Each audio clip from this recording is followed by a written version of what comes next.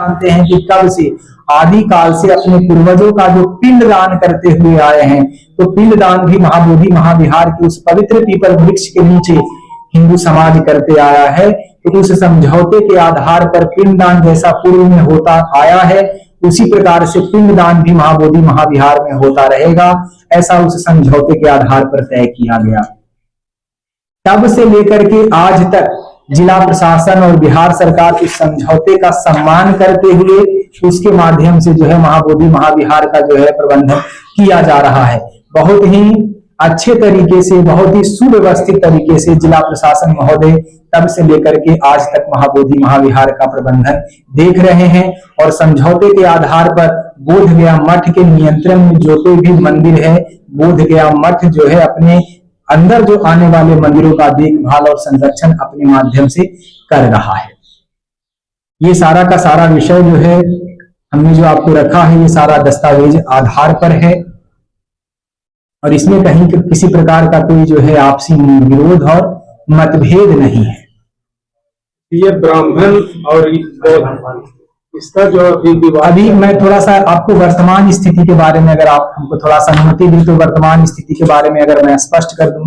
आज जो ये वर्तमान स्थिति है, तो वर्तमान स्थिति में बहुत सारे लोग आकर के या सोशल मीडिया के माध्यम से बोधगया के बारे में जो चर्चा करते हैं, तो आप सभी जानते हैं और हम भी जानते हैं कि किस प्रकार से पूरी दुनिया में महाबोधि मंदिर और बोधगया शांति के लिए जाना जाता है और आपसी प्रेम और भाईचारा के लिए जाना जाता है। अपने परिवार समझ करके उन्होंने शरण दिया है।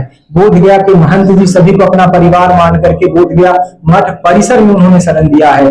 और आज भी अगर आप देखेंगे तो बोधगया का स्थानीय कोई भी ऐसे परिवार के लोग नहीं होंगे जिनके घर में भगवान बुद्ध का मूर्ति जो है स्थापित नहीं है।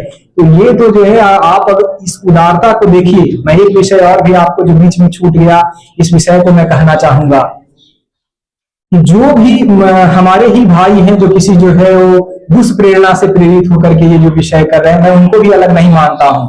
जो लोग यहाँ आंदोलन कर रहे हैं वो भी भारत भूमि के रहने वाले हैं, वो भी हमारे परिवार के ही सदस्य हैं, लेकिन किसी कारणों से बाह्य विचारधारा से प्रभावित होकर के जो विरोध कर रहे हैं, उनको मैं महाबोधि मंदिर के संबंध में बोधगया मठ के महंत जी का योगदान बताते हुए कहूंगा कि महंत जी ने 500 सालों तक महाबोधि महाविहार का जो है संरक्षण और प्रबंधन इस कारण किया कि भगवान बुद्ध ने हमको स्वीकार किया है।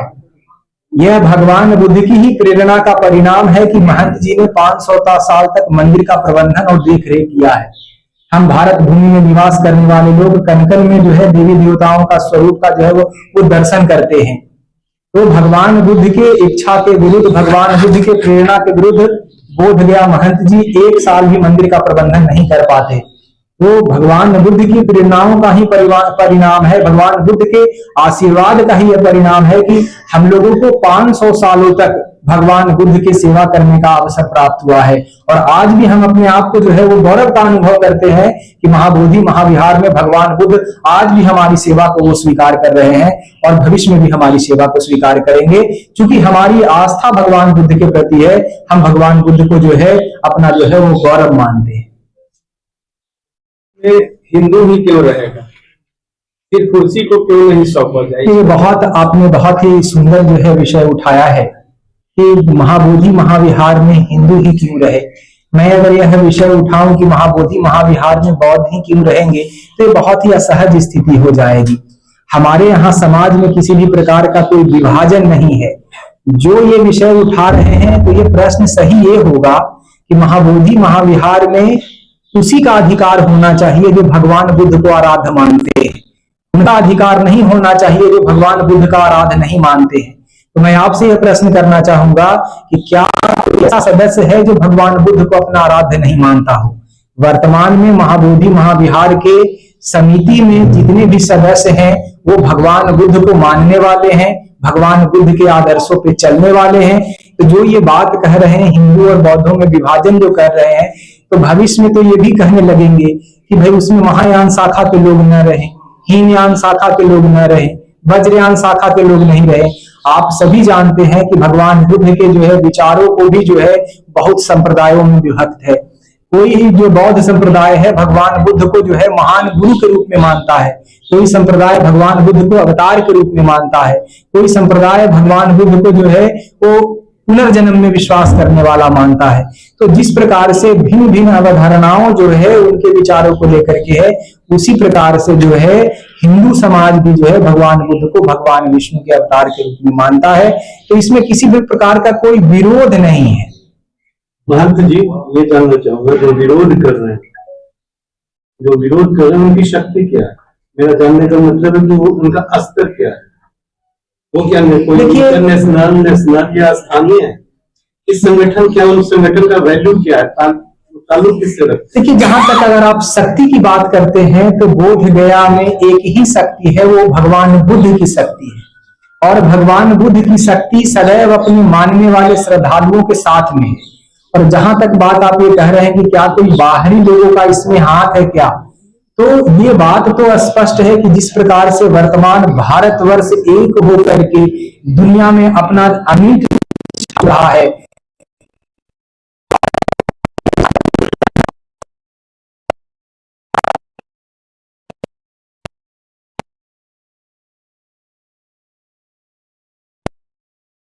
हम भ्रमित होकर के इस प्रकार का बात उठा रहे हैं। सर, मैं ये जानना चाह रहा था, जैसे कोई भी संगठन है तो एक राष्ट्रीय स्तर का संगठन होता है जिसके और जिसका बोलना काम करना वो वैल्यू रखता है। ये जो विरोध कर रहे हैं, क्या किस स्तर के हैं वो?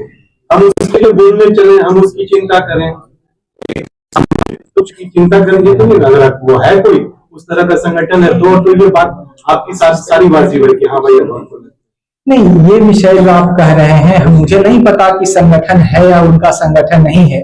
सोशल मीडिया के माध्यम से जो गलत बातें प्रचारित की जा रही है, उस गलत बात प्रचारित से जो हमारा समाज भ्रमित हो रहा है, उस भ्रम की स्थिति को दूर करने के लिए आज का प्रेस कॉन्फ्रेंस रखा गया है। मुझे नहीं पता है, मैं आपके माध्यम से ही उन लोगों को भी यह विषय कहना चाहूंगा कि अगर किसी प्रकार की समस्या है तो बौद्ध धर्म में बहुत बड़े बड़े गुरु हैं, हमारे पूजनीय दलाई लामा जी हैं, हमारे कर्मापा जी हैं, या बौद्ध धर्म को मानने वाले जितने भी धर्म के गुरु लोग आते हैं, उनको अपने गुरु के पास जाना चाहिए और अगर कोई विषय है तो उनको रखना चाहिए ताकि वो जो है वो समाधान कर सके। महंत जी, उनका आरोप है कि बीटी एक्ट 1949 बना था और 50वें भारतीय संविधान लागू हुआ। तो भारतीय संविधान लागू हुआ तो उससे पहले के जितने नियम कायदे कानून है उसमें थी खत्म हो रहे थे और अभी तक 49 जो एक्ट है वो चल रहा है, उसको भी लेकर उन्होंने सवाल किया। देखिए, अगर एक्ट के बाद में भी अगर आप देखेंगे, जो अगर मान लिया जाए कि यह जो है लीगल अगर उनका कोई विषय है तो लीगल जो हमारे एक्सपर्ट हैं तो उनसे ओपिनियन लिया जा सकता है कि इसमें लीगल क्या प्रावधान है, और ये सरकार का विषय है। बात यह है कि उस प्रबंधन समिति के रहने से हम लोगों के आपसी भाईचारा और आपसी प्रेम में किसी भी प्रकार का कोई विरोधाभास नहीं है। अगर इसके लीगल ऑथोरिटी के बारे में अगर आप चर्चा करना चाहते हैं तो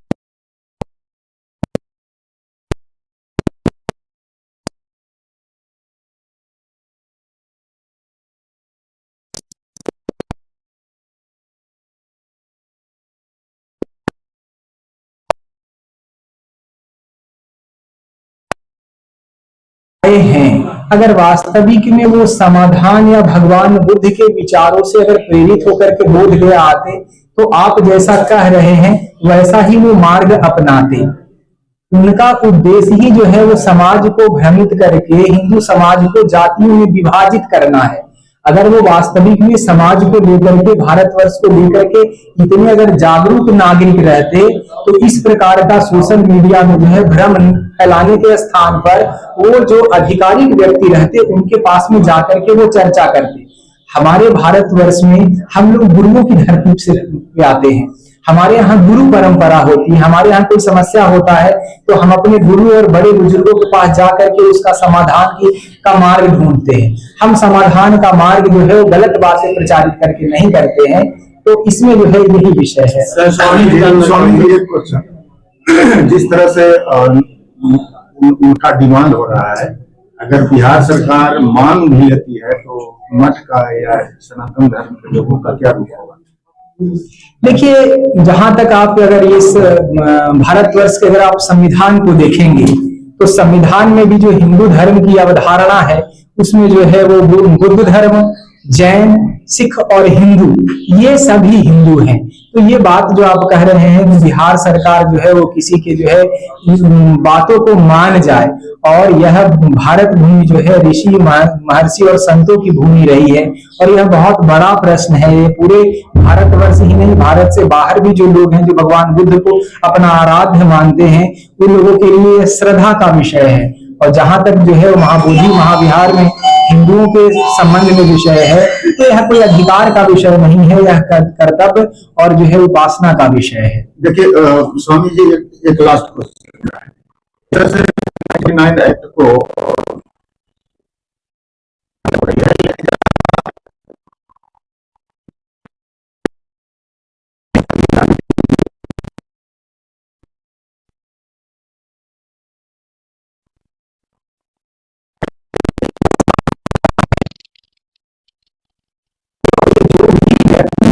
समूह के लोग इस एक्ट पर प्रश्न उठा रहे हैं, वो बीटीएमसी एक्ट पर प्रश्न नहीं उठा रहे हैं। हमारे भारत निर्माण में जिन महापुरुषों की भूमिका रही है, हमारे राष्ट्रपिता महात्मा गांधी के ऊपर, जवाहरलाल नेहरू के ऊपर, डॉक्टर राजेंद्र प्रसाद के ऊपर, या जो संविधान निर्माण करने वाले हमारे जो है बाबा साहब आम्बेडकर हैं, उनके विचारों को, उनके भविष्य में जो है ध्यान में रख करके बनाए गए चीजों को, उस पर ये प्रश्न उठा रहे हैं। वर्तमान बीटीएमसी का जो स्वरूप आप देख रहे हैं, इस स्वरूप को बनाने में जो है वो बहुत बड़े बड़े महापुरुषों की भूमिका रही है। ये जैसे कि आप लोगों ने, जो हम लोगों ने शिक्षा ग्रहण की है, और आप मठ में भी हम बैठे हैं, आप लोग हैं, राष्ट्र और धर्म के लिए हम लोग सब कुछ निछावर करते हैं। तो जब ऐसी स्थिति है तो आप क्या संदेश दे रहे हैं? देखिए, भगवान बुद्ध और इस बोध गया की छवि धूमिल नहीं हो, इसके लिए पूरे हिंदू समाज को, भारतवर्ष के हिंदू समाज को जो भी निर्णय लेना होगा वो निर्णय हिंदू समाज लेगा। आज जो हम इस प्रेस कॉन्फ्रेंस जो कर रहे हैं, उसके माध्यम से भी मैं आप लोगों को स्पष्ट कर दूं कि भगवान बुद्ध के वचनों को और भगवान बुद्ध के सिद्धांतों को रक्षा करने के लिए हमें जिस भी जो है प्लेटफॉर्म पे जा करके जो कुछ भी करने की आवश्यकता होगी, ये हिंदू समाज करेगा। और ये जो है सिर्फ बोध गया मठ का विषय नहीं है, ये भारतवर्ष में रहने वाले जो है वो सभी हिंदुओं के लिए वो आस्था का विषय है। हमारा एक सवाल है कि भारत में जो समन्वय स्थापित हुआ है बौद्ध और हिंदू के बीच में, इस समन्वय की कड़ी को तोड़ने की ये कोई साजिश तो नहीं है? यह बहुत ही अंतर्राष्ट्रीय जो है इसमें षड्यंत्र है।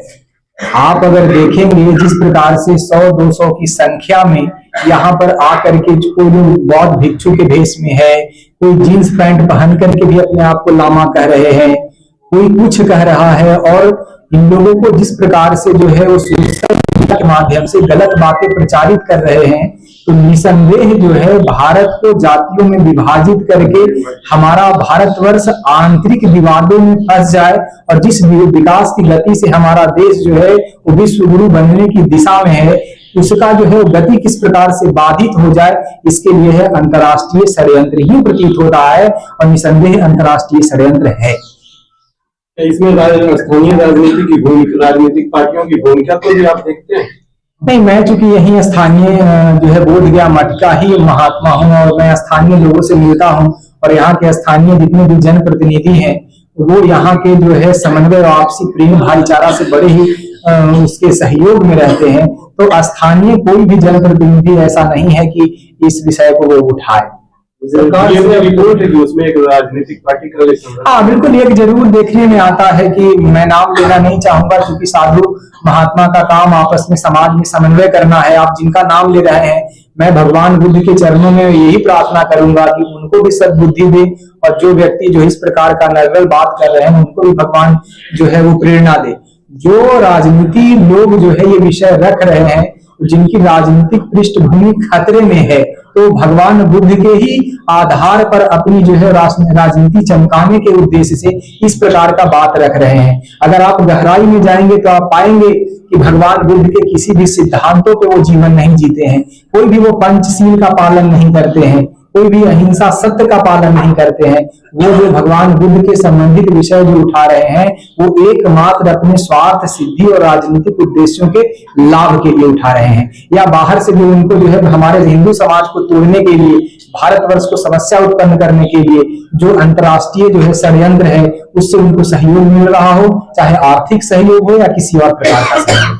बोधगया मठ सरकार से क्या अपील करती है इस समन्वय को खराब करने वाले लोगों के विरुद्ध? नहीं,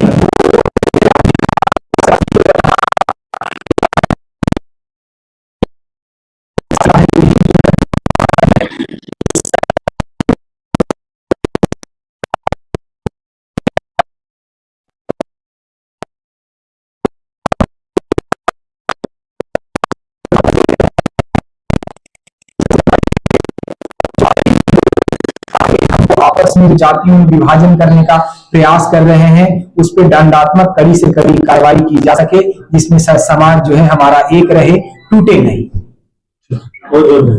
जो अभी धारणा पर बैठे हुए हैं महाबोधि महाविहार के, आपकी कॉन्फ्रेंस की जा रही है, समाप्त कैसे होगा इस पर थोड़ा विषय संदेश। देखिए यह भारतवर्ष में जिन लोगों की भी अपनी अपनी इच्छाएं और कामनाएं हैं, वो मैं एक विषय और आप लोगों को बहुत महत्वपूर्ण विषय है कलिंदर जी, ये एक विषय जो और महत्वपूर्ण हो रहा है, विषय जो आप लोगों को इसमें प्रश्न हमको लगता था कि आएगा लेकिन ये नहीं आया। हमारे पास एक सवाल है, मैं पूछ नहीं सका। नहीं, मैं खुद ही वो सवाल पूछ करके आपको जो है वो जवाब दे देता हूँ। विषय ये है कि कुछ लोग जातीय जो है वो ओबीसी और पता नहीं किन किन जातियों के माध्यम से नाम लेकर के जो है भगवान बुद्ध की विचारधाराओं को तोड़ना चाहते हैं। तो मैं उन लोगों के लिए यह कहना चाहूंगा कि भगवान बुद्ध जो है सिर्फ भारत भूमि तक सीमित नहीं है। भगवान बुद्ध जो है पूरी दुनिया के लिए जो है वो एक आदर्श का केंद्र है।